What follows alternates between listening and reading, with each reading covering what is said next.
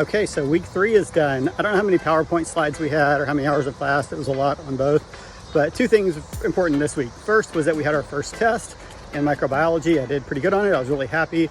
I've implemented a whole lot of new study strategies for this year. If you're interested in knowing what those are, comment study below and maybe I'll do a YouTube video on it. Second, on Friday I went and shadowed at our Geriatrics and Special Needs clinic. We don't actually work in that clinic until our D4 year, and I'm only a D2. But the professor lets me come and shadow. I went a few times last year and I got to go once already this year and plan to go pretty regular, hopefully.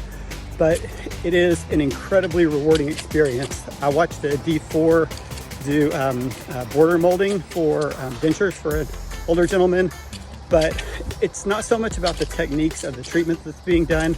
It's about watching the interaction between the provider and the patient, whether that provider is a student or whether it's a professor. It is a totally different world when you are treating someone who is a quadriplegic or someone who's 90 years old and taking 22 different medications because of the health problems that they have than it is when you treat someone who's 40 and in perfectly good health.